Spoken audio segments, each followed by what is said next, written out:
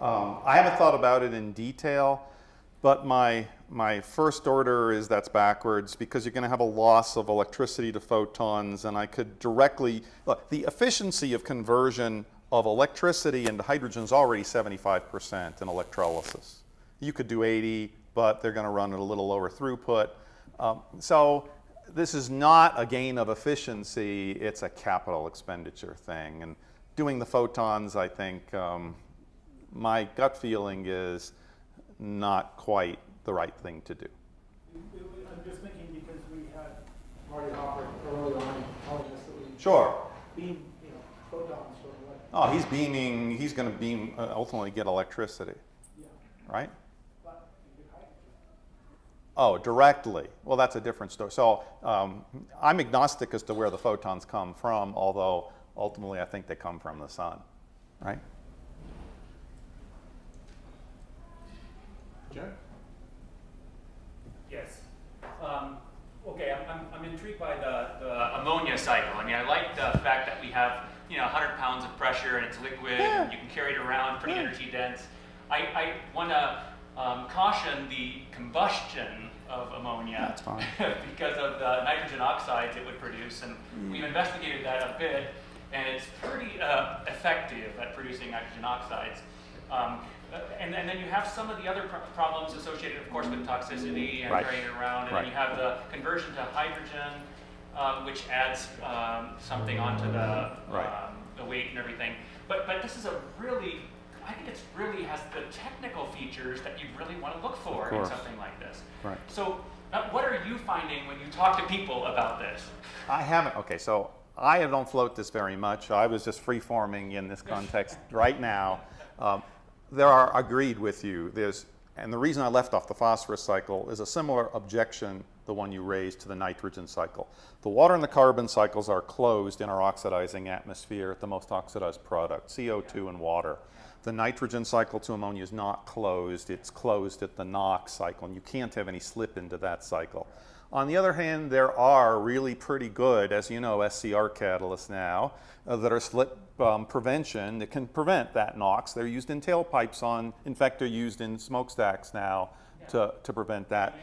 In cars. So with a little bit of hydrogen in your source there, you can prevent that slip, but you would want to think at very large scale with a lot of nitrogen and ammonia being used in a closed cycle, could you afford 0.1% of slip globally and make NOx or not?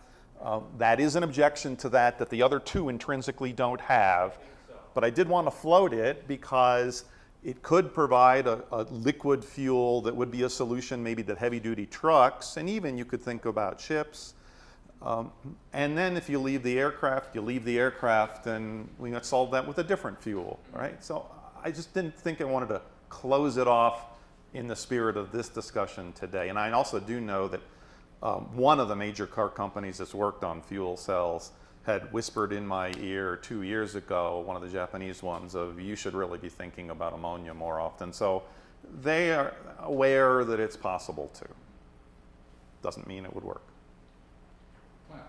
Just a quick way, and ARPA-E is also establishing a very large program on ammonia-based fuels. But a little different. The ARPA-E program is it's similar to mine of ammonia as the primary fuel carrier. They're a little agnostic about whether or not you synthesize up front the ammonia or you make hydrogen, combine it with nitrogen to make the ammonia and then crack it on the backside.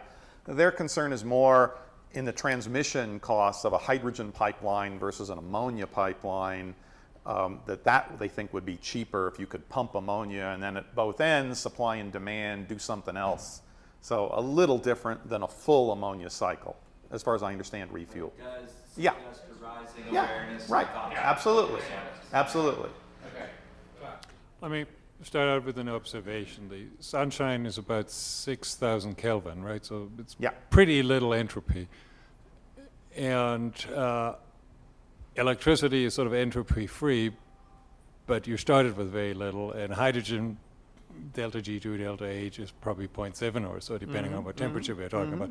So I would nearly put all three at the same level rather than saying you really lost big entropically one way or the other. So I I don't see electricity as being the magic valuable stuff in the middle, and in particular, sometimes you don't need it, and unlike the chemical, it goes away. So its value may not be as high. We are trained to think of the value of electricity as being extremely high. Yeah. But in a world which lives with enormously intermittent electricity, sometimes it's valuable because the consumer wants it, and sometimes it's just there, and you better do something with it. And if you got 70, 80% of it, that may be as nice as it gets. No, I don't. I argued cogently, I think, for the merits of thinking about central station electrolysis to take electrons from wherever they're generated, nuclear or I'm nearly emphasizing this much more, and a photovoltaic panel plus electrolysis is actually more efficient than photosynthesis by a long shot. Yeah, but that doesn't mean that we can't do that same efficiency at cheaper directly without making the electricity in the first place. The neat part is the voltage transformation you have in the middle, which you don't have anymore once you do it in a single step. Right. But let me make one more last point and a question.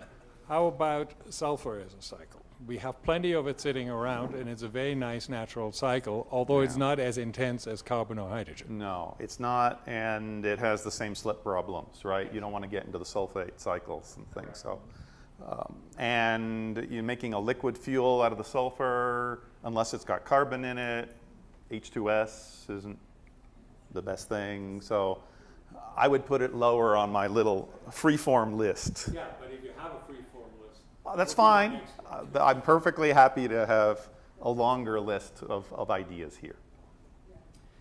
I'd like to hear a few thoughts on what seems to me a really striking path dependence issue with hydrogen, which is that like electricity, where we're talking about the diversity of different sources, the really interesting feature of hydrogen is that we're talking about getting it from a number of different technologies and using it into a number of different end uses in a way that really minimizes the risk of having serious lock-in and high regrets type of strategies. Right. And that seems like given the number of other things we've identified with profound lock-in and path dependence, it seems like it really points to an additional advantage of the hydrogen philosophy. Oh, yeah.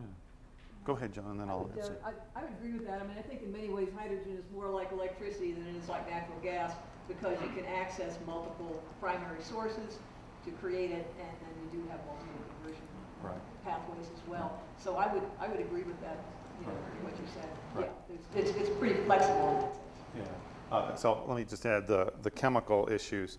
So I would agree with that. If you think about doing this, so someone asked earlier, I guess Paulina, why does this start all with hydrogen? Well, A, water is much more abundant than carbon dioxide in the air as your primary resource to start operating on. B, the chemistry, after 100 years, we still don't understand, but do know how to take 2 electrons and 2 protons and make 1 chemical bond in H2. And we don't have any idea how to do that with more than 2 electrons efficiently, to take 2 water molecules and make oxygen, to take a carbon dioxide molecule. The 6 electrons to do that, to make methanol. We have no catalysts that can do that efficiently, so we don't have a clue. But if we have hydrogen, we know how to make all those other things from it. And we've got water as an abundant liquid analyte to start from, 55 molar. If you try to start directly in your chemical reaction from CO2 from the air without concentrating it, you have a limited rate at which you can do that, and so it's easier to start this way. So can I follow up to that? This is an ignorant. That's fine. But what's the quality of the water you need for? Good. Okay, so you do need, there's not much energy involved, but you do need to, in electrolysis, purify the water with reverse osmosis or some purification method. It can't just be rainwater, because the impurities, the metals, played out on the cathode, they get reduced and they make other metals that cover that electrode and poison it. So you have to go through some drinking water like purification step. It doesn't have to be 18 megohm pure necessarily. And the energy penalty to do that in systems that purify the water is a few % of the input energy. So it's not a huge, like CCS penalty, 30%, but it does add cost. And does it limit where production can be? So we don't know in evolved systems, and of course water vapor does solve that problem, right? If you're distributing water vapor, you basically distilled it anyway. We don't know whether or not that's ultimately true. Photosynthesis doesn't have that problem, right? You can put water out on your grass and it doesn't mine the impurities. But with existing high efficiency electrolysis, you do have to purify the water to prevent the cathode from being poisoned. I mean, you also need a water source. I think You can do rainwater and you can collect it in humidity from the air at low fluxes with the solar flux, but not with central station. The central station electrolysis, you need a water source, but you need a lot less water to embed the energy from the electricity into the water as hydrogen than you do for a cooling water application. So you need like 1/100th of the water to support the same power output because you're not using it for its thermal content, you're using it to make chemical bonds. So water supply is not nearly as big. In fact, it's almost never an issue in thinking about storing the energy in the hydrogen compared to cooling water. Right, and there've been a couple of studies too, looking at the water required for different fuel cycles, Right. including making gasoline and Right. making biofuels and so on. And hydrogen is, depending on how you make it, the whole fuel cycle, it can be comparable to what we do now. Just as a rule of thumb, 1 gallon of water, if you electrolyze that and use that hydrogen energy in a vehicle, you get about as far as you would on 1 gallon of gasoline. Right.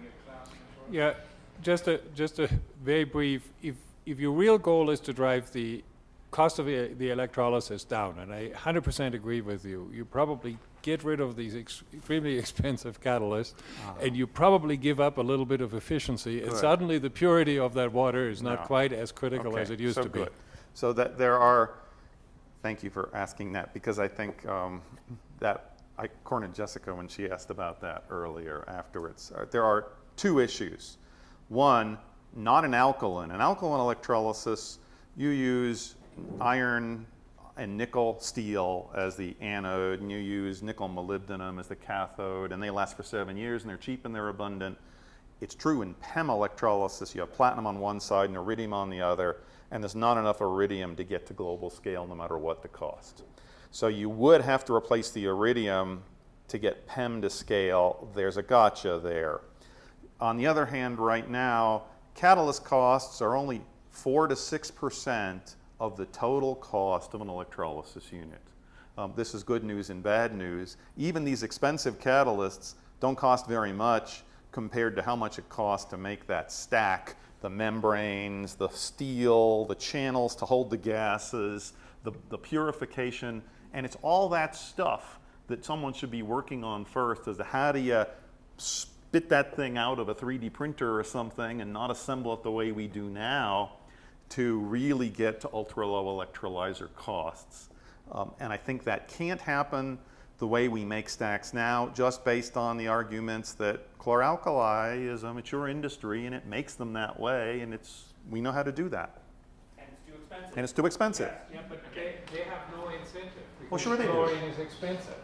It wouldn't be as expensive if they had a cheaper transformation of their electricity into chlorine. Yes, but the market works and there's no incentive to push. Well, That's not true. It's a competitive market. of course. And whoever wants to make a cheaper one and win the market should Right, do it. That's right. a mature industry. Exactly. Okay, Lee, you've been very polite. Good. I honestly don't know what is going to be the way to provide the Right. things that seem like liquid fuels might Right. be a very good option for. Right. So I'll say that to start with. I don't know. Right. But I also think it's distinctly possible that biofuels may be the right choice for the indefinite future. And to the extent that we don't have to get into a rhetorical argument here, but I came pretty close to hearing, or you came pretty close to saying, I'm not sure which, that it's sort of obvious that won't be the case. And let me mention some things. So when you talk about cheap direct CO2 capture, plants. I said that.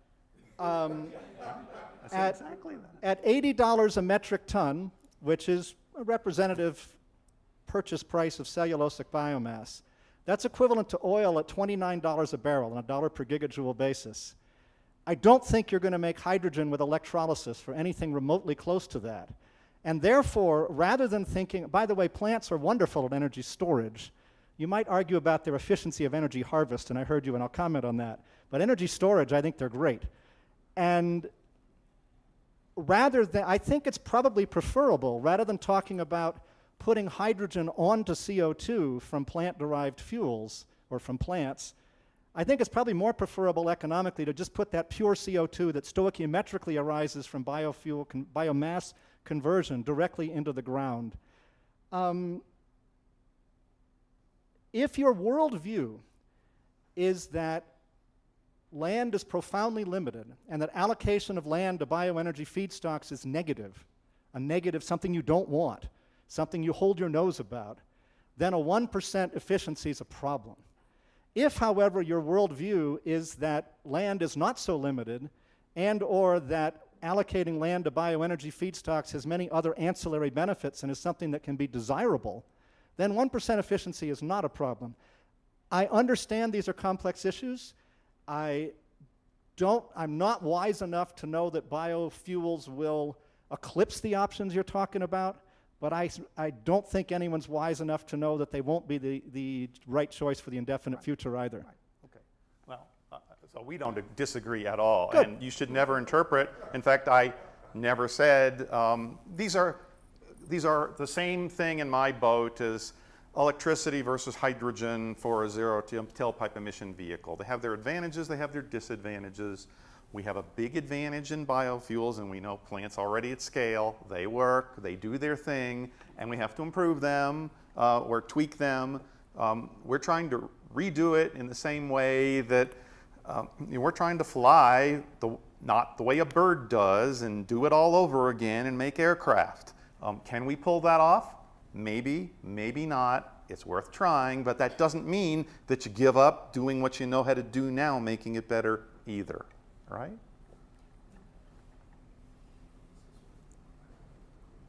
Running a little low on questions here, so I guess. Oh, there we go. Oh, come on. Oh, come on. Get them first. Get them first. This is not a shy crowd. Everybody asked one too. Daniel. Nate, I just wanted to follow up on these some of the things you were talking about scale and about value of kind of the products you make in these cycles. So, is there a market or is there value for pure oxygen coming from? No. Okay. There's a small market in oxygenators and things, but no. And would you argue a similar thing for concentrated sources of CO2 that already exist, generally small and? Oh, there might be well, it's used in EOR. People do CO2, but that's a different value proposition. So if right now, who knows, I won't offend Klaus, a ground rule, to keep it not in any way other than objective, a ground rule is that if you're going to make a product this way that's a hydrocarbon, the cost of the reagent from direct air capture of CO2 has to at least be less than the price you're going to sell the product at, right? So we can get there or not, we have to get there or this isn't viable, right? No, exactly, I understand that. So One thought on uses of oxygen is that you could use it in gasification, oxygen gasification, if you were doing that. And I would add oxycombustion to that, Right, okay, but so this is the fuel versus a battery, right? And I think it's important to people kind of, why do we have so much of a problem with energy density in batteries? Because by definition, a fuel only carries one of the four things are needed. It carries the reactant, it breathes the oxygen from the air for free, and then it vents both the products for free, CO2 and water. A battery carries all its reactants and all its products by mass, by definition. So by physics, you're never going to get a battery with the energy density that we associate with gasoline and a fuel because it's 1 to 4, right? And so then it's down from there because you need stacks and packaging and everything else. This is why the best batteries are 200 watt-hours in a kilogram now, and gasoline's 12,000. And you don't need to know anything else to know why we're range challenged in electric vehicles. Pretty simple.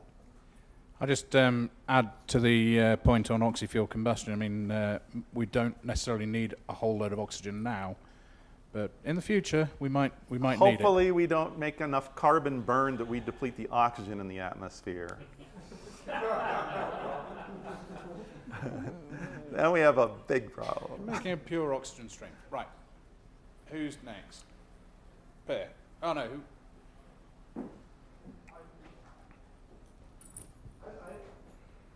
It's been a long time since I've been followed the discussion about hydrogen and safety, and I was impressed that you can put limited quantities into your natural gas distribution 4%. systems and get away with it. Oh, yeah. I thought It's called that high-thane. You can do it right now. I'd be curious, since we do worry about safety when we send these materials around and pipelines and stuff, and we have accidents, we odorize natural gas to make it easier to detect. Right.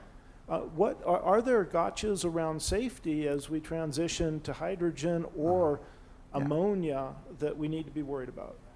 On the hydrogen side, there's been a lot of looking at introducing hydrogen and hydrogen blends into the natural gas system, and this work goes back a really long way, actually into the 1980s and earlier.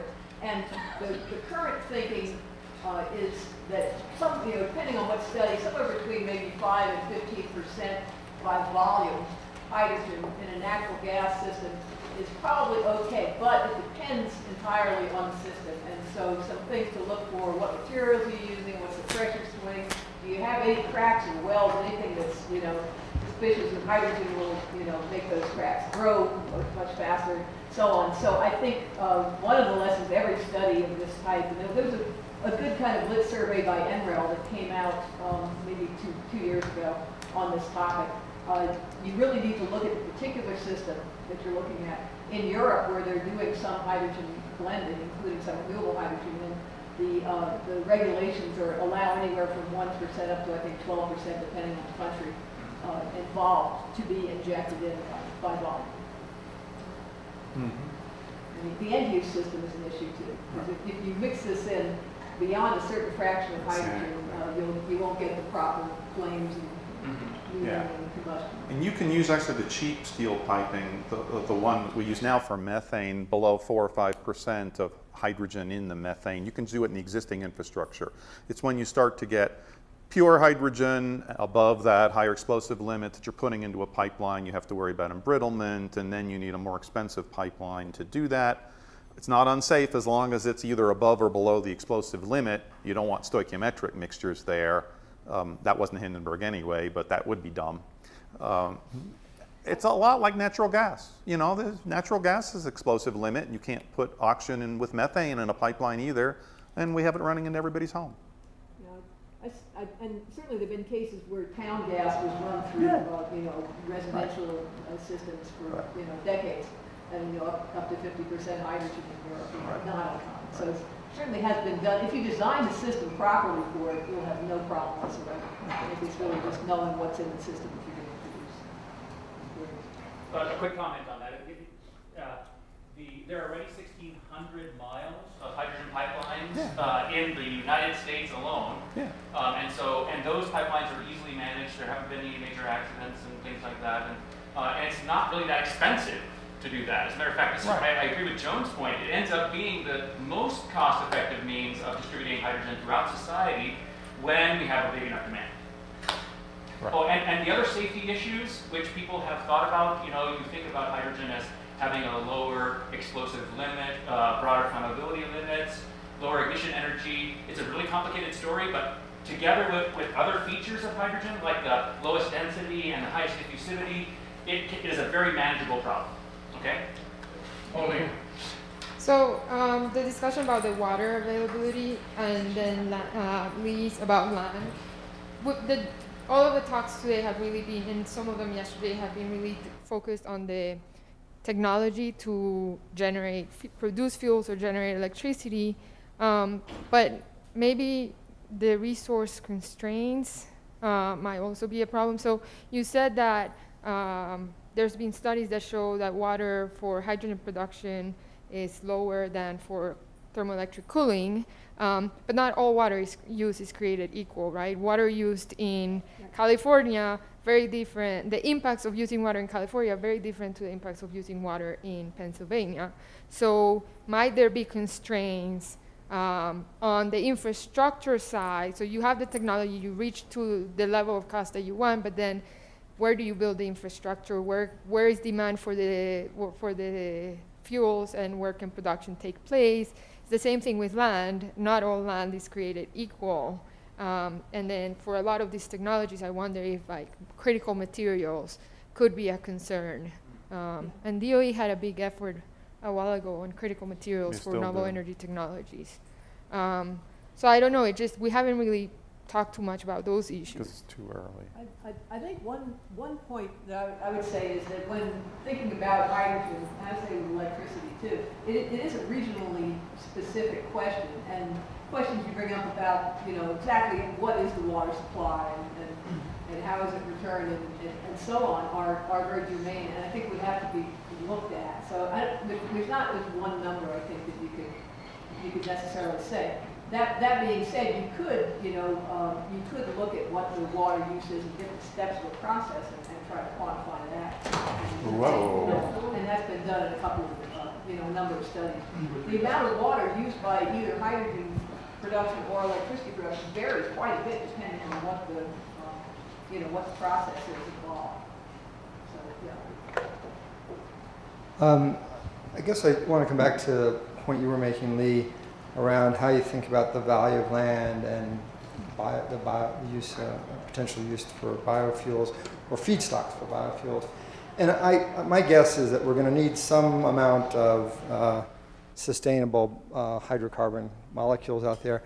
But I think one of the things that this group and really the world has to think about in general is we're very focused on climate change right now and the level of ppms of CO2 in the air. My view, at least I'm old enough to say, I think climate change right now is kind of becoming the last nail in the coffin of sustainability in the world. Long before climate change really became in vogue, there was questions about collapsing ecosystems, the fact that we're in the sixth extinction right now, that we have absolutely stripped the world of its biodiversity. So I think as we're thinking about the use of biofuels and the use of land for it, and quite frankly for food products and forest products and other things like that, we need to at least do the back of the envelope calculations and probably be working with our ecologist friends to say, what level of biodiversity do we really need to restore to the world? Because it would be a sad thing to crack the nut on CO2 concentration to find out that we had made ourselves bereft of all the other ecosystems that are required for us to actually flourish as a species. Hang on. No, really quick. I was just wondering if you could explain the nail in the coffin. I'm trying to take notes. I was trying to figure out what that meant. It's 1990, or maybe it's 1995. The study comes out that we've removed 90% of the fisheries in the world's oceans. We've deforested all of the United States. We're busy deforesting all of South America. We're trying to do the same in Africa. Species are collapsing around the world. There's nothing, climate change is barely even being talked about except in some scientific circles. And we were heading on a trajectory saying, how do we restore our ecosystems? How do we take out dams? How do we reforest? How do we use less of our arable land? And now all of our attention is focused on climate change and CO2, and that's, I admit it, I'm here working on it. It's a very big problem, but I think there's perhaps a large of other things, exactly. If you guys want to break in at any stage, give us a shout. Yeah. Hey, Jay. So it's actually been a long time since I looked at this, but let me just ask you, one of the things I remember, let me just sort of give you a little bit of background, in looking at the penetration of hydrogen, in the last time we kind of went through this exercise, was there's kind of a good news, bad news story about it. The good news was that if you could make the system so that it was economically competitive with its, its alternatives, it actually penetrated because it had a lot of those attributes that you took us through this afternoon. The bad news was that as you're going into a carbon-constrained world, unlike those other competing energy forms, it doesn't have this benefit that it gets from a carbon price. And so it wasn't hurt by the carbon price, but it didn't get that extra kick. And so it actually had to see, in terms of getting large-scale deployment, we always had to see a path to a competitive system all the way from those multiplicity of possible sources all the way to potentially actually multiple uses at the back end. So I wonder if you'd comment about the potential for getting to that economic proposition. That's for you. Okay. All right. We point at each other. You mic'd up now. Yeah. Okay, so I think the idea of a carbon tax alone being enough to incentivize something like hydrogen vehicles, I think is just, that's not going to happen. And I think that also is true for other technologies where there's a fairly long time of learning, coming down the scale economy curve. Let's say, for example, for a type of battery or type of fuel cell or a vehicle type, and coming up the scale economy curve for a new kind of supply, and that could be a renewable thing or a hydrogen infrastructure, whatever. So those things take a longer time, and so generally where they seem to be succeeding is where there have been a suite of policies that cover that whole pathway in some ways. And the one I'm most familiar with is California. There's a zero-emission vehicle regulation. There are alternative fuel support regulation called AB8, and that supports not just hydrogen, but a variety of electricity, natural gas, and so on. So I think there's some recognition there that those are new industries that will need to be nurtured through a fairly long time before they become commercial, and yet there is some analysis that suggests that if they do in fact scale up and we make 10,000 and then 100,000 and 500,000 fuel cell or battery cars, the cost will come down and compete, and that if we deliver enough renewable energy or hydrogen, the cost will come up. And so I think in that, seeing the societal benefits, those policies are taking a longer term view. And then we also have a number of cases where public-private partnerships have been very important in this. So I think it's a different kind of support, it appears, is needed to help really get these things going than what might be the most economically efficient carbon tax, because there are particular things with longer time scales that have to happen. Yeah. So that's my answer. Yeah, I think, and our note taker here, Jessica, raised this point earlier, right? That all the economic projections don't necessarily properly account for advances in technology and disruptions in technology that would totally change those projections from linear extrapolations from the present into totally scrambled up things that we have no way of anticipating now. And actually, I hope that we get to that situation, because I don't hope that we just go on a linear path and we haven't developed any new optionality at all that allows us a lot of flexibility. And so from my perspective, I keep, when I think about this, coming back to one of those things should be these crossover technologies of crossing over stationary mobility, crossing over electrons and fuels. And so that's why I'm, as a technology developer, so interested in thinking about that and fostering it in the absence of a carbon price signal, because it could take us into this different universe that you don't anticipate just on a pure techno-economic basis from what a carbon pricing would do to learning out existing options. Okay, 1 minute. So for the ammonia cycle, you mentioned the Haber-Bosch process, the process that changed the world, really. And yet it does have some energy intensity associated with it. And I don't remember the numbers on that. And whether or not there is a possibility for overcoming that, maybe even in electrochemical ways or so. Yeah.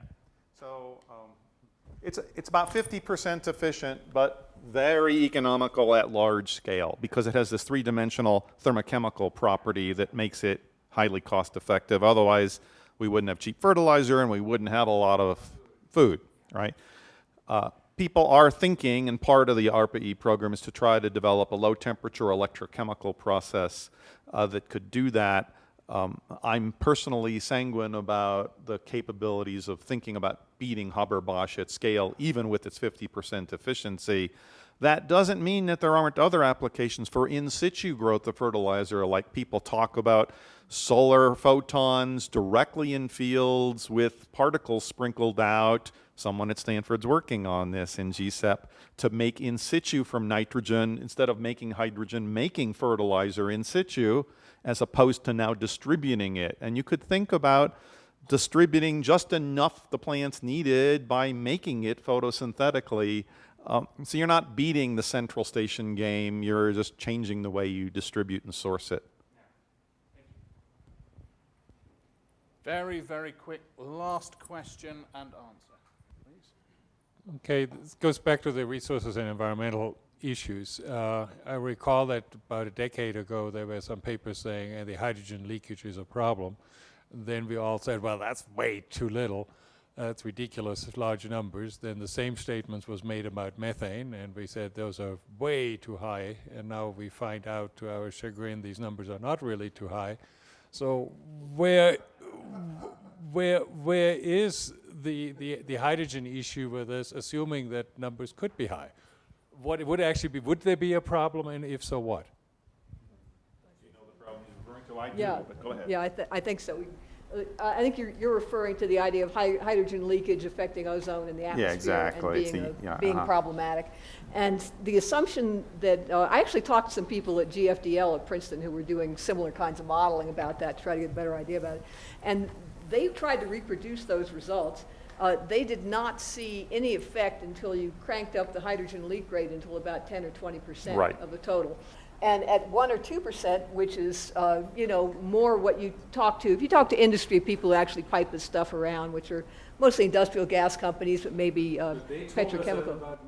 Well, let's see where the methane leaks are. I mean, one thing is methane is not as expensive as hydrogen. People do not want to lose hydrogen because it's an expensive product and they don't want to lose it out the thing. The other thing is I think some of the methane leaks are coming from pipelines in Russia and so on too. I mean, I'm not sure which. They come from Boston, right? Oh, the ones in Boston, yeah, right.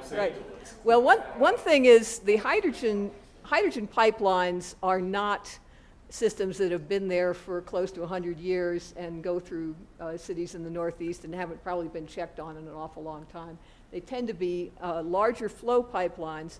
As far as I know, there aren't really any hydrogen residential distribution things at this point. That points to the need to put standards in place now if we anticipate this might happen in the future.